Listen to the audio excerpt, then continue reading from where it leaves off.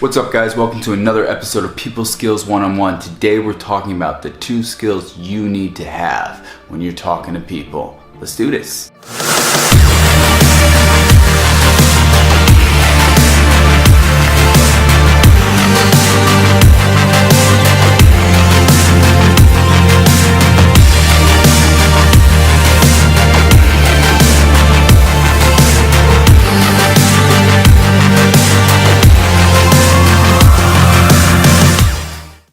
Welcome again, my friends, to another episode of People Skills One-on-One. Today we're talking about the 2 skills you must have when you are talking to people. But first, if you haven't subscribed to the channel, subscribe. We're doing tips on people skills every single week. So let's get right into it. The 2 skills you need to have when you're talking to people. Number 1, that is the ability to listen.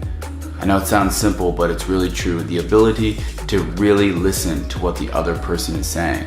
So when human beings speak, we're trying to convey things, and as we'll talk about in the second step, really what we're trying to convey is our needs and what we really want. And what happens is when we do not listen, we really jeopardize the relationship. We jeopardize what we actually need and what we actually can gain from the relationship. So if you're not listening and you're off somewhere else, if you're not present in the conversation, what happens is you get very few things. So if you were able to get 100% of the communication and you only got 20% of the communication, what happens? There's gonna be a breakdown in that communication.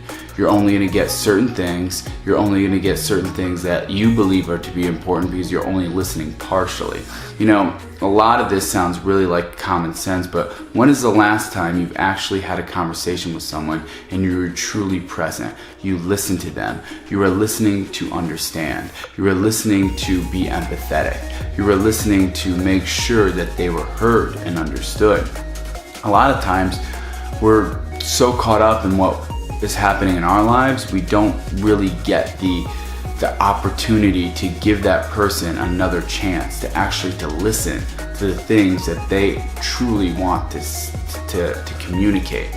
Listening is imperative when it comes to all forms of communication because it's telling the person that they're loved. It's telling the person that you truly do care about them. There's a quote that goes something like, listening is as close to being loved that people can barely distinguish the two. And what that means is if you listen to someone, it's almost the same thing as saying that you love them and you care about them. If you're truly listening, if you're truly present. Most people aren't listening. They're off somewhere else in their minds, they're off somewhere else on their phones. We talked about this in previous videos about being present, but really the main point I want to drive here is to truly listen, to get their words, to dissect their words and dissect their meaning. And the second part, this brings us to step number 2 now, which is I think the most imperative part. But if you're not listening, these steps go hand in hand. If you're not going to number 1, if you're not listening to number 1, you're not going to be able to get number 2. So number 2, the second thing you need to have when you're talking to people, number 2 is a sense of understanding. And a sense of understanding comes to all forms of communication. There's this rule that I personally live by. I believe it was made popular by Tony Robbins. He got it from somewhere else. I listened to it on one of his personal power tapes, but I can't remember where he said that he got it from. But it's a really interesting, unique rule that I strive for you to live by, and I think that everybody should try to live by. You don't have to agree with it 100% of the time, but I strive for you to give it a week. Give it a week to live by this rule, and that is all forms of communication are either 1 or 2 things. The first one being a cry for help. The second one being a loving response. So that's it. That's all communication is. It's either a cry for help or a loving response. So if you look at communication that way, you tend to look at the person a little bit differently, don't you? So for instance, if you're listening to me speak right now, how would you categorize this? Is this a cry for help or is this a loving response? Am I responding to you lovingly or am I crying for help? See, once you start to look at things like this, once you start to understand through this point of view, you're able to truly listen to what the person is saying. Are what they're saying is truly a cry for help, or are they responding in a loving manner? So when someone is angry, when someone's hurt, when someone is frustrated, when someone's being mean or downright almost being evil, what is that saying about them?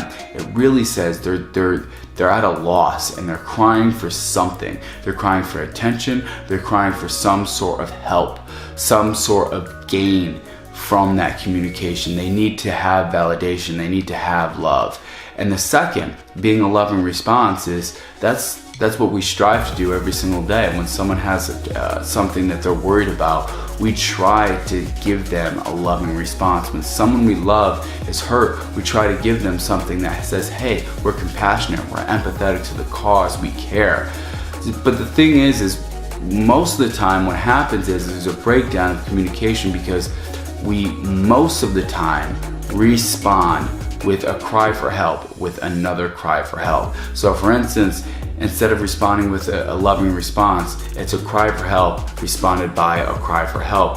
What happens is that's when frustration happens. That's when miscommunication happens. That's when resentment builds, when bitterness builds, and there's no meeting of the minds because someone else is crying for help and someone else is crying for help. The strongest thing that you can possibly do is raise up to the next level and seek to understand. That's why number 2, understanding, the sense of understanding is so important when it comes to people skills. Listening to what other people are really saying behind the words that they're saying. What is their meaning? What are they trying to communicate? What are the words? What are the thoughts that are coming out? Is it a cry for help? Do they need help in a certain situation? I'm not saying a cry for help is always something dire or something destructive. It could be just they need help in an area. They need assistance. But that communication is still them saying, hey, I need help in this area. I need a way to be able to get better in this area. These two things, listening and having a sense of understanding, are the key to having great people skills.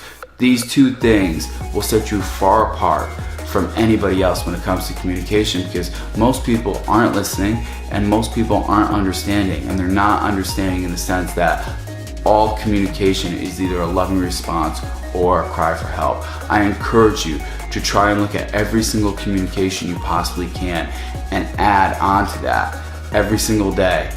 Is this a loving response or is this a cry for help? It'll change your world, I promise. That's it, guys. If you like this video, please like it, please comment, please subscribe for more tips on people skills one-on-one, because the thing that I've learned in life is the more you learn about people, the more you're gonna learn about yourself.